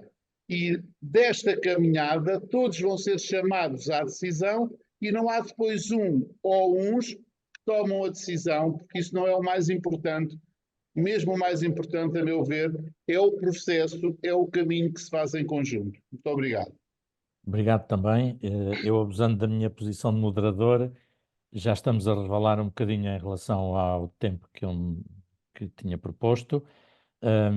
Temos 2 pessoas inscritas, provavelmente não vou aceitar mais inscrições. Diria em relação àquilo que o Paulo nos referiu e que achei muito interessante, essa questão do sínodo com as crianças em Santarém, que também é importante fazer-se, mas comunicar aquilo que se faz. Por exemplo, nós no Sete Margens teríamos adorado dar notícia de uma iniciativa como essa, que parece de facto muito interessante e importante. E a questão da comunicação dentro da Igreja ainda é um problema grave também. Queria também aproveitar para dar conta de 3 ou 4 comentários que estão aqui na conversa lateral. O Manuel António Ribeiro chamava a atenção para uma nota que a Fátima sublinhou sobre a apatia e o desinteresse, dizendo que há uma forma de traduzir este divórcio que é mais prejudicial e que é reduzir a realidade sinodal a reflexões sobre o sínodo. Isto impede verdadeiramente o caminho para a Igreja com os pés no chão de que falava o Tolentino. A Cristina Inoguês disse alguns leigos têm o mesmo nível de formação que os bispos. Creio que isto seria um comentário à afirmação do José Carlos. A Adelaide acrescentou que não é apenas a formação teológica que importa e dá o exemplo de que a vivência da formação de ser mãe ou avó será relevante. Ana Nunes de Almeida concorda. O Luís Marinho, que imagino que seja o Padre Luís, assistente mundial dos escuteiros católicos, acrescenta, claro, porque a resposta da Igreja ao Evangelho não é uma discussão teológica, é a vida real. Fátima Rodrigues de Viseu diz que há leigos em Portugal com mestrados e doutoramentos em teologia pastoral, catequética e litúrgica, muitas dezenas de leigos, está ela a falar. E a Ana Nunes de Almeida acrescenta que outros não têm, e isso é bom, porque obrigam os bispos a falar e a pensar com os pés assentes na terra. Maria do Carmo Lucena, ainda sobre os leigos, diz que eles têm toda a capacidade para intervir, tal como os consagrados, não apenas pela formação teológica, mas pela vivência cristã, porque o Espírito Santo sopra onde quer. Ângela Barreto Xavier pergunta como é que a Igreja, tal como está, vai atrair e integrar jovens raparigas e mulheres que, como as estatísticas mostram, são cada vez mais progressistas, não se revendo, por conseguinte, numa estrutura que no topo ainda depende em demasia das decisões de homens. E como é que a Igreja, tão dependente ao longo da história das mulheres, vai sobreviver caso se verifique uma crescente não comparência das mulheres? A Ana Nunes de Almeida comenta, é uma Igreja do século XIX a falar para uma sociedade do século XXI. Finalmente, Madalena Cardoso da Costa, há aqui qualquer coisa que não se percebe bem. Eu penso que ela está a referir-se ao Jubileu das Crianças, que já foi marcado pelo Papa para final de maio de 25 no Vaticano.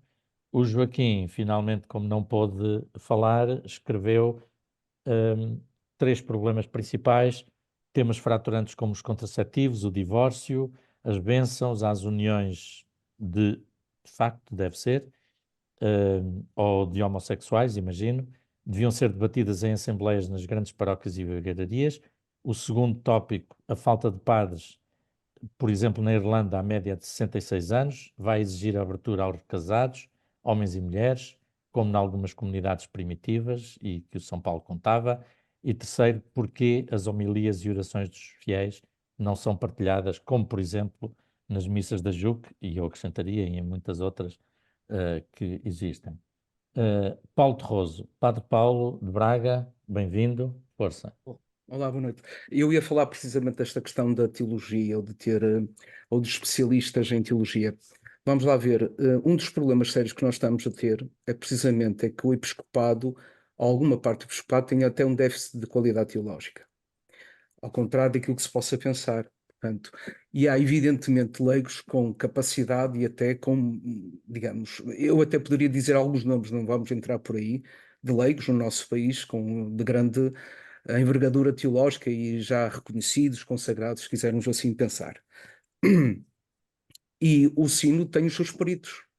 Portanto, está lá uma equipa de peritos. A um determinado momento, já não sei não sei precisar qual era o módulo que estávamos a falar, se calhar a Cristina poder-me dizer, mas creio que até foi o Ulrich que disse, bom, estão aqui os peritos, não é? Os teólogos, se precisarem de ajuda, é falar com eles. A segunda coisa que venha a propósito desta questão da teologia é, quando nós temos o primeiro concílio de Jerusalém, a realidade vai à frente da teologia. Digamos, mais progressista que o Papa ou que algum bispo é o Espírito Santo, que vai sempre à frente a abrir caminho. Não havia teologia para aquilo que estava a acontecer, para aquilo que foi a decisão que tiveram que tomar. A nível da questão da circuncisão, deviam ou não ser circuncidados os pagãos, que é os cristãos que não vinham da tradição judaica, não é? E outras questões. O aprofundamento teológico acontece depois.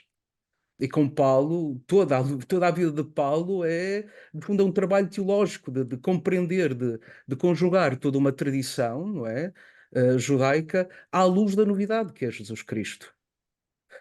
Aquilo que e para terminar com isto, o Timothy Radcliffe, que é um dos assistentes espirituais do Sínodo, a determinado momento, foi no dia 18 de outubro, tenho bem presente essa data, estava-se a falar da participação, autoridade e governo na Igreja.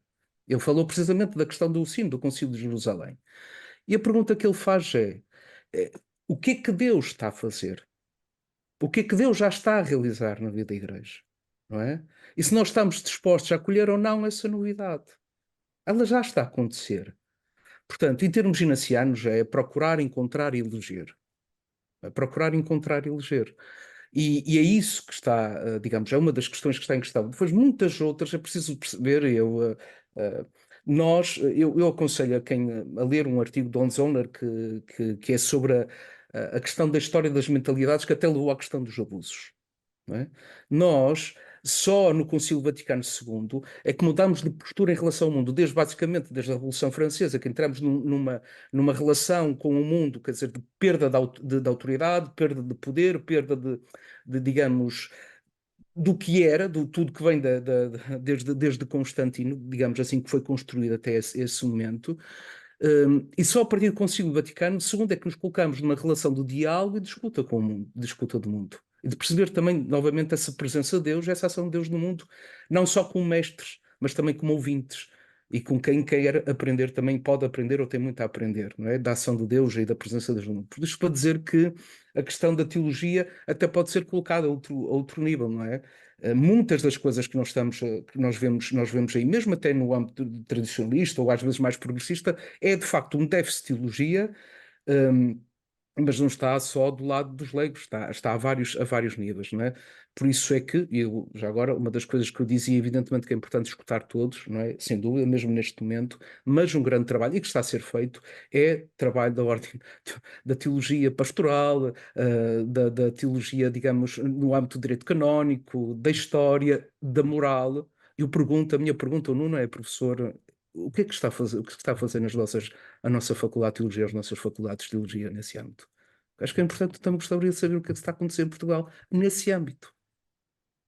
Alguém está a trabalhar isso? Pronto, boa noite. Obrigado, Paulo. Para quem não sabe, o Padre Paulo integra a equipa de comunicação do Sínodo, portanto esteve também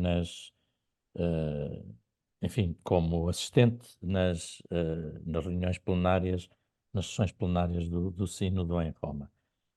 Obrigado. E poderíamos acrescentar a esta tua nota final a questão da formação bíblica, que é essencial e que eu recordo-me há 30, 40, 50 anos, 40 vá, a quantidade de ações de formação bíblica que existiam pelo país fora, e hoje dou-me conta de que não há nem metade, nem muito longe disso. Tisha, Teresa Vasconcelos, bem-vinda, a palavra é tua. Boa noite. Eu não queria nada ter a última palavra, mas espero que o António dê mais Não, ainda espaço a haverá outras pessoas. Mas eu queria aqui sublinhar algo que me parece importante. Devo dizer que a mim, enquanto mulher, me incomoda estar sempre a falar do papel da mulher na Igreja. O papel. Não é o papel, a Igreja tem mulheres e homens, e aí estou de acordo com o Padre Nuno, e todos temos, e aqui queria sublinhar algo que também se prende com a situação dos jovens na Igreja, que é a palavra protagonismo. Eu não quero saber qual é o meu lugar. Eu quero ter protagonismo.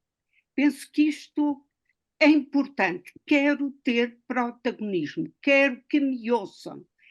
Quero que se realmente se estude, sob o ponto de vista antropológico, a história da mulher na Igreja. Teríamos imenso que contar.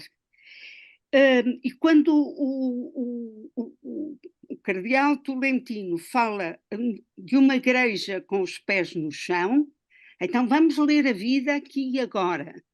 A Ana Nunes de Almeida tem muita razão quando fala numa igreja que tem uma organização que ainda é do século XIX. E, daí que eu quisesse insistir que o que é mais importante é que nós mulheres tomemos a palavra, sejamos teólogas, como a Cristina Igonhês, como outras que eu conheço, ou sejamos simples mulheres leigas como eu, mas não podemos ter medo de tomar a palavra, e tomar a palavra doa a quem doer. Acho que não me venham dizer que isto está resolvido em termos da Igreja, não está, e a meu ver, o grande caminho é nós mulheres tomarmos a palavra. E nem sempre isso acontece. Isto é uma interpelação pelas mulheres, mesmo algumas com anos contados e com uma certa irrespeitável idade. Temos mesmo que ser protagonistas. E a mesma coisa em relação aos jovens. Estamos sempre a dar bitites, desculpem eu falar assim, aos jovens. Eles têm que ter protagonismo. Eles têm que dizer como querem as coisas. Que a esse nível, a sinodalidade quer dizer termos protagonismo e, nomeadamente, dar a palavra àqueles que têm sido menos protagonistas. Ok. E é tudo. Obrigada. Muito obrigado, Teresa. Já ultrapassámos em muito o tempo que eu tinha proposto.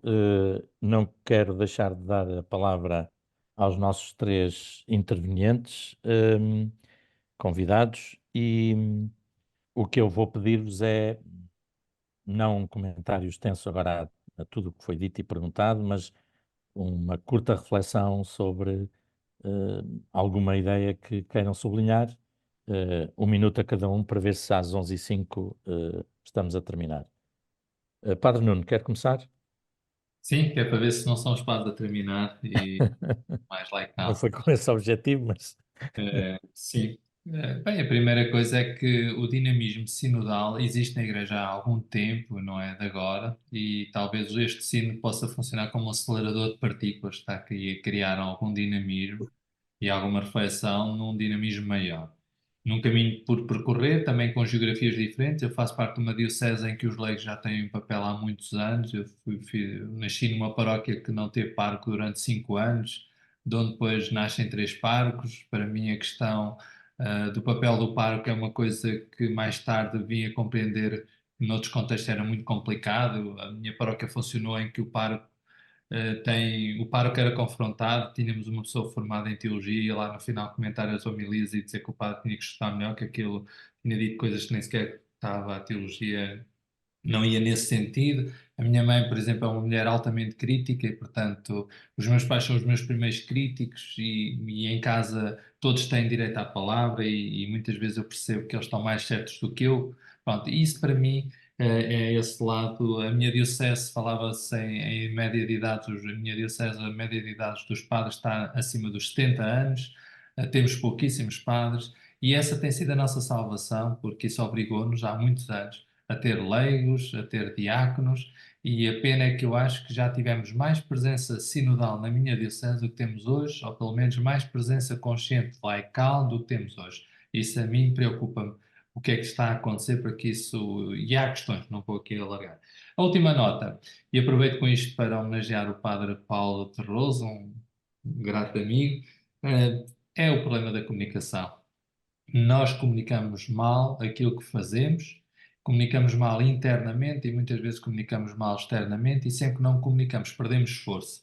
E, portanto, e nisso, por exemplo, é uma das maiores lacunas da minha diocese, é um drama real, objetivo, temos pouca capacidade para comunicar, vamos fazendo algum caminho, mas se temos muitas coisas que têm corrido bem, este é claramente um dos nossos maiores calcanhares daqueles. A última palavra, eu diria 2, uma coragem. Precisamos todos, nos seus papéis, de terem coragem. Os padres precisam ter coragem para que a Igreja seja mais sinodal. Os leigos precisam ter coragem. Os bispos também precisam ter coragem. E precisamos nos ajudar uns aos outros a termos coragem.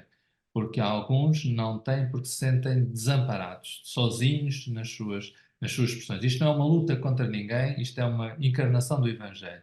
E a última é entusiasmo. É uma palavra que eu gosto muito, significa trazer Deus dentro, e só quem traz Deus dentro é que pode fazer a diferença. Uns com os outros, tenho a certeza que a Igreja, que foi sinodal desde a sua origem, continuará a ser sinodal, mas precisa de muita atenção para não ser hierarquizada, piramidal e, sobretudo, tanto esquema, tanta teoria e tanto secretariado que depois não haja espaço para a vida, e esse é que é o maior drama de todos.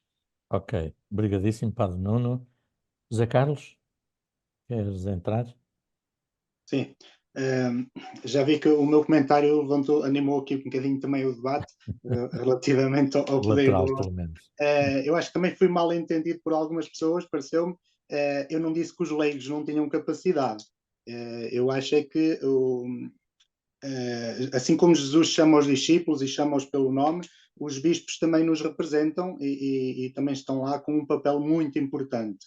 É lógico que os bispos têm que abrir mais a mente e o coração para escutar os leigos, e os leigos devem participar no debate, sim, mas a decisão tem que ser, final tem que ser de alguém que tenha formação para isso, formação a nível teológica e bíblica, principalmente, não é?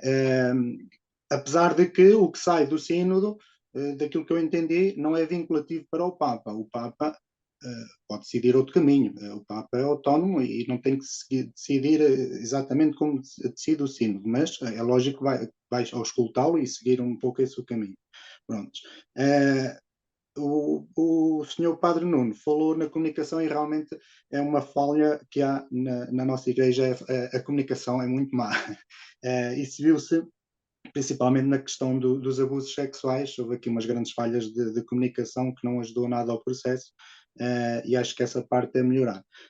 Acima de tudo, neste processo do sínodo, acho que já estamos todos a perceber que nós todos fazemos parte da igreja, nós todos temos um papel na igreja, que acho que é isso que o Papa nos queria mostrar logo desde o início. Isso é que é muito importante. Quando nós todos entendermos isso, se nos respeitarmos a quem está lá acima, quem está lá em cima também vai ter que respeitar quem está cá mais em baixo. Eu vejo as coisas assim. Portanto, ânimo, acho que também, e entusiasmo, como dizia o Sr. Padre Nuno, acho que é palavras para seguir aqui para a frente, e todos temos agora a obrigação de trabalhar. E obrigado. Muito bem, obrigado. E finalmente, Fátima? Eu brevemente penso que o importante é que todos nós continuemos a apostar neste percurso sinodal, porque ele pode renovar realmente muita coisa na igreja que amamos, porque estamos cá nela também. Olharmos e estudarmos as sínteses nas dioceses, vermos o que é em que é que elas desafiam as comunidades paroquiais e fazermos o que nós podemos fazer muito, principalmente se estivermos com essa vontade e se tivermos também um trabalho que seja, que nos anime, temos alguém que nos anime. Portanto, eu penso que olhar e estudar também o relatório desta primeira Assembleia Sinodal de outubro, porque eu acho que tem dá-nos muitas perspectivas de trabalho e de caminho a percorrer nestes próximos tempos. Penso que portanto, é muito importante que este percurso sinodal não fique pelo caminho e que todos encontremos, portanto, construí-lo é um caminho que temos que fazer, mas construí-lo pode dar um bom resultado para a Igreja. Muito bem, muito obrigado. Nós tivemos aqui praticamente 150 pessoas, ou muito perto disso, o tempo quase todo, incluindo pessoas como a Cristina Noguês, para quem já é sexta-feira, há 8 minutos. Desculpa, Cristina, que prolongámos mais o horário. Trago isto aqui para dizer que o nosso objetivo, para além do debate, é também tomarmos consciência precisamente daquilo que o que o Manuel Pinto recordou e que a Cristina referiu no debate que promovemos há tempos, que é a importância de podermos nas comunidades, quem está envolvido nelas, nas paróquias, nos grupos, nos movimentos, nas dioceses, podermos já fazer muita coisa sem estar à espera de uma síntese final do sino, de uma exortação apostólica que o Papa escreverá a seguir, e, portanto, há já muito campo. Aliás, alguns exemplos que os três deram, mesmo a nível diocesano, o que o Padre Nuno citou, penso que são importantes desse ponto de vista. E, portanto, penso que há aqui já muito campo de manobra para se atuar, quem esteja envolvido em paróquias, em grupos, em movimentos. O Sete Margens, da nossa parte, como eu disse no início, a nossa perspectiva é debater um processo que é um processo importante dentro do catolicismo e, portanto, ajudar também a esse debate. Temos tentado isso desde o início, continuaremos a fazê-lo à medida das nossas possibilidades e naquilo que está ao nosso alcance. E, obviamente, estamos abertos a que, quer de Coimbra, quer de Santarém, quer das outras dioceses todas do país, que venham notícias de iniciativas. O problema depois será nosso, que é conseguirmos dar vazão a todas as informações que nos cheguem, mas esse é um problema nosso, não é um problema de não recebermos a comunicação. E aquela interpelação que o Joaquim nos fez de potenciar também o diálogo intra-religioso, penso que também é uma questão importante. Enfim, ficará como interpelação também. Nós também no Sete Margens tentamos abrir portas a gente de diferentes setores. Havia aqui alguém que, e termino com isto, que agora na conversa lateral, que já não vou ler as últimas intervenções, mas a Alice Cabral dizia, salientando a importância da conversa de hoje, que é fundamental escutarmos as diferentes sensibilidades e capacidades de expressão, e isso não é fácil. De facto, nós no Sete Margens às vezes sentimos isso, queremos escutar diferentes sensibilidades, nem sempre isso é fácil, e não tem sido por muitas razões nas nossas sociedades, mas continuamos abertos a isso. Muito, muito grato em nome da equipa pela vossa participação, de todas e de todos, e estando atentos às nossas informações e notícias, provavelmente um dia destes propomos mais alguma coisa a propósito do sínodo e do caminho, pelo menos para já, até outubro. Obrigadíssimo e boa noite, bom descanso, bom fim de semana.